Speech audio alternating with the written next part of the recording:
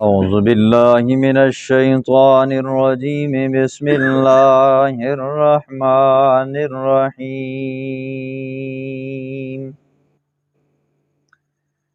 أولم يروا أن الله الذي خلق السماوات والأرض ولم يعي بخلقهن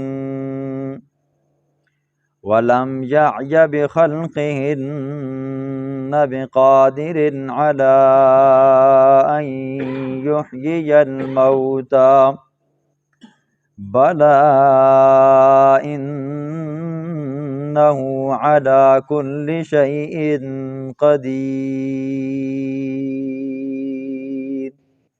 صدق اللہ العظیم۔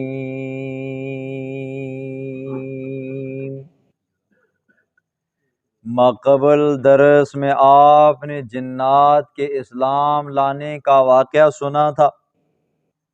آج کے درس کے اندر مختصراً دو باتوں کا بیان ہوگا۔ نمبر ایک،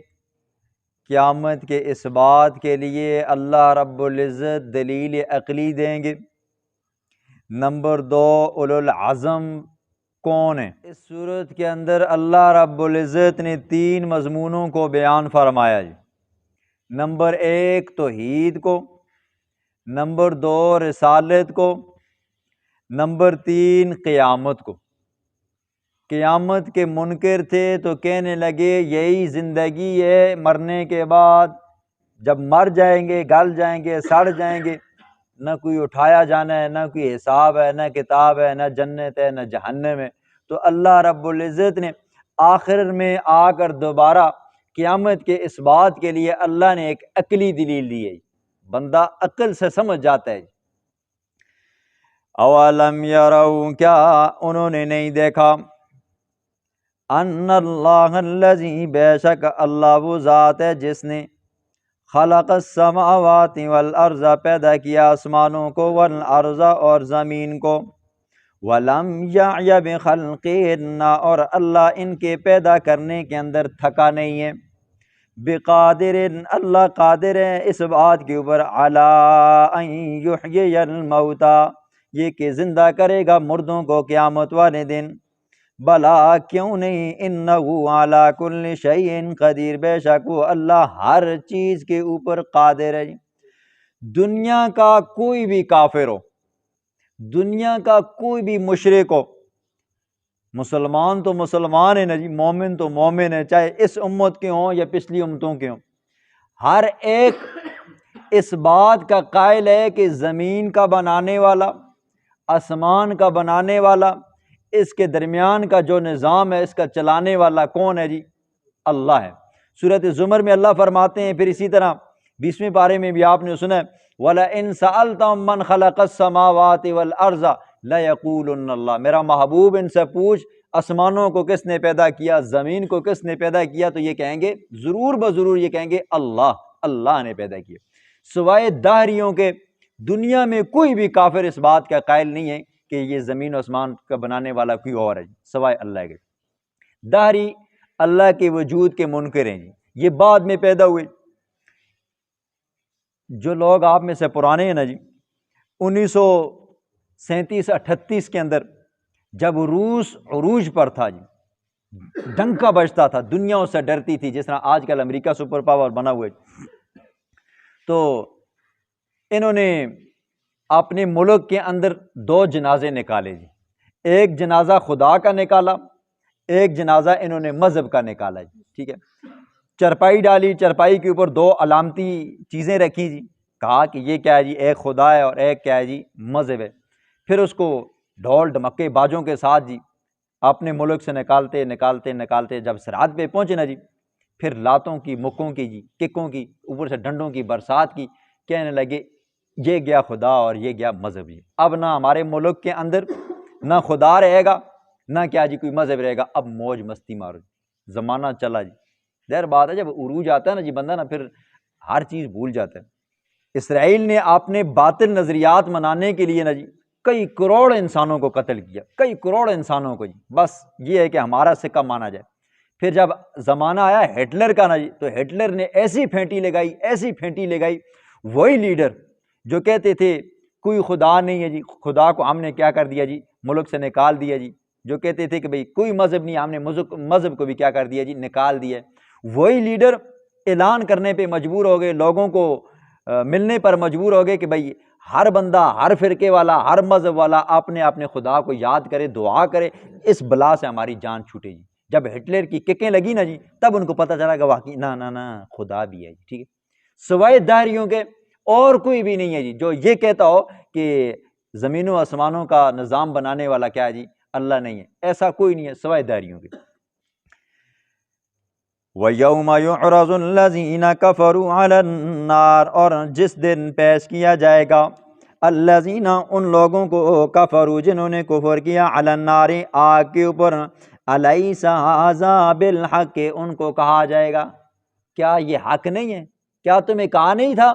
کہ بات مان لو پیغمبروں کی جی، اللہ کے احکامات، اللہ کی تعلیمات کو مان لو جی، آخرت میں کیا ہو جاؤ گے جی، بچ جاؤ گے جی، کیا تمہیں نہیں کہا تھا؟ کہا تھا، ضرور کہا تھا۔ قالوا، کہیں گے، بلا وربنا، کیوں نہیں، ہمارے رب کی قسم ہے جی، بندہ جیسا پھنستا نا جی، پھر قسم ہی چاہتا ہے، تو کہیں گے اللہ دی قسم ہون یقین آ گیا جی۔ اور قرآن کہتا ہے نا جی، وَأُزْلِفَتِ الْجَنَّةُ لِلْمُتَّقِينَ غَيْرَ بَعِيدٍ، محشر کا میدان لگا ہوگا نا جی، اور محشر کے میدان کی حالت آپ نے سنی ہے نا جی، بالکل شیشہ ہوگا جی، اگر مشرق سے انڈے کو لڑکایا جائے نا جی تو مغرب کی جانب جائے گا، شمال سے لڑکایا جائے جنوب کی جانب جائے گا، بالکل سیدھا ایسے شیشہ ہوگا جی۔ آج تو کیا ہے جی، کھبے ڈبے ہر جگہ پہ ہیں، لیکن وہاں پر نہیں ہوگا۔ تو اس وقت اللہ فرماتے ہیں وَأُزْلِفَتِ الْجَنَّةُ لِلْمُتَّقِينَ غَيْرَ بَعِيدٍ، جنت کو بالکل قریب کر دیا جائے گا، اور جو مومن ہوں گے، جنتی ہوں گے نا جی، وہ دیکھیں گے جی محشر کے میدان کی سختی بھول جائیں گے۔ اور پھر قرآن یہ بھی کہتا ہے وَبُرِّزَتِ الْجَحِيمُ لِلْغَاوِينَ، گمراہوں کے لیے، کافروں کے لیے جہنم کو ظاہر کر دیا جائے گا جی۔ ایک تو اوپر سے پہلے سے گرمی ہوگی، تپش ہوگی، اور ایک حساب کتاب کی سختی ہوگی، تو جب جہنم کو دیکھیں گے تو ان کو تو پتہ چل جائے گا سامنے ٹھکانا ہے جی، اب بھاگنے کی کوئی جگہ ہی نہیں ہے۔ قال، اللہ فرمائیں گے فذوقوا، پس چکھو، العذاب، عذاب کو، بما کنتم تکفرون، بسبب اس کے کہ کنتم تکفرون، تم انکار کیا کرتے تھے دوزخ کا جی، ٹھیک ہے، تم قیامت کا انکار کرتے تھے، تم جنت کا انکار کرتے تھے، تم دوزخ کا انکار کرتے تھے، تم نے میری توحید کا بھی کیا کیا جی، انکار کیا۔ فاصبر کما صبر اولو العزم من الرسل، پیغمبر علیہ الصلوۃ والسلام کو تسلی ہے جی۔ اس آیت کا تھوڑا سا پس منظر سنو جی۔ حضور صلی اللہ علیہ وسلم کے اوپر نا دو دور ایسے گزرے نا، یا یوں کہ سمجھیں کہ بھئی دو دن ایسے گزرے جو بڑے سخت تھے جی، زندگی کے 63 سالہ زندگی کے اندر سب سے زیادہ سخت تھے۔ ایک وہ بدر کا جو میدان تھا جی، آپ نے سنا جی، وہاں پر حضور صلی اللہ علیہ وسلم نے بڑی گڑ گڑا کر اللہ سے دعائیں مانگی تھی۔ اور ایک طائف کا سفر تھا جی، حضور صلی اللہ علیہ وسلم دعوت و تبلیغ کے لیے گئے نا، تو طائف والوں نے حضور صلی اللہ علیہ وسلم کا استقبال پتھروں سے کیا جی، بدکماشوں کے ساتھ کیا، گالی گلوچوں کے ساتھ کیا جی، حضور کو اتنے پتھر مارے نا جی، حضور صلی اللہ علیہ وسلم کے جوتے مبارک بھی لہو لہان ہو گئی، بھر گئے۔ حضور وہاں سے واپس آئے نا، تو راستے میں حضرت جبریل علیہ السلام سے ملاقات ہوئی۔ جبریل علیہ السلام کے ساتھ ایک فرشتہ تھا جی، ملک الجبال، جس کی ڈپٹی تھی وادی طائف کے آس پاس کے جو پہاڑ تھے نا جی، ان کے اوپر ڈپٹی تھی، اور پہاڑوں کے اوپر جو فرشتے تعینات ہوتے ہیں ان کا وہ کیا تھا جی، چیف آف آرمی سٹاف تھا جی۔ کہا یا رسول اللہ، ہم اللہ کی طرف سے آئے ہیں جی، اور اللہ نے بھی دیکھا ہے جی، آج اللہ نے بھی کہا جاؤ جا کر میرے محبوب سے پوچھو، اگر وہ چاہتے ہیں نا جی ہم ان کو صفاستی سے مٹائیں تو مٹا دو جی۔ حضور صلی اللہ علیہ وسلم کو بتایا گیا یا رسول اللہ، میرے ساتھ یہ ملک الجبال ہے، یہ پہاڑوں کے اوپر معمور فرشتہ ہے، اگر آپ حکم کریں نا تو ہم ان دونوں پہاڑوں کے ان کے اوپر کیا کر دیں گے جی، سیسا پلائی ہوئی دیوار بنا دیں گے۔ حضور نے فرمایا نہیں، یہ نہ دان ہے نہ سمجھیں، ان کو نہیں پتہ جی، میری قدر و قیمت نہیں جانتے، میری نبوت کو یہ نہیں مانتے، ہو سکتا ہے ان میں سے کوئی بندہ مسلمان ہو جائے، ہو سکتا ہے ان کی اولاد میں سے ہو جائے، ہو سکتا ہے ان کی اولاد در اولاد میں سے ہو، ٹھیک ہے۔ حضور صلی اللہ علیہ وسلم نے وہاں پر بھی بد دعا نہیں دی جی، ٹھیک ہے۔ تو جب حضور صلی اللہ علیہ وسلم کو دکھ پہنچتے نا جی، ظاہر بات ہے قیامت کا ذکر کرتا، توحید کا ذکر کرتے، رسالت کا ذکر کرتے نا تو یہی چیزیں ان کو تکلیف دیتی تھی نا، تو پھر حضور صلی اللہ علیہ وسلم کو تکلیفیں دیتے جی، کبھی جسمانی تکلیفیں دیتے ہیں، پتھر مارتے وغیرہ وغیرہ، کبھی اوجری اوپر پھینکتے، اور کبھی حضور صلی اللہ علیہ وسلم کو لسانی زبانی تکلیفیں دیتے ہیں، حضور صلی اللہ علیہ وسلم کو پاگل کہتے، العیاذ باللہ، دیوانہ کہتے، شاعر کہتے، مفتری کہتے جی، ٹھیک ہے۔ آپ نے سنا ہے حضرت نوح علیہ السلام کے بارے میں آتا ہے نا مجنون وازدجر جی، یہ تو کیا ہو گیا جی، پاگل ہو گئے جی، ٹھیک۔ اسی طرح حضرت صالح علیہ السلام کے بارے میں آتا ہے نہیں، کہتے تھے بل و کذاب نشر، بہت بڑا جھوٹا ہو، بہت بڑا شرارتی ہے، پیغمبروں کو یہ کہتے تھے، ٹھیک ہے جی، ہاں جی۔ تو اللہ فرماتے ہیں فصبر، میرا محبوب صبر کر،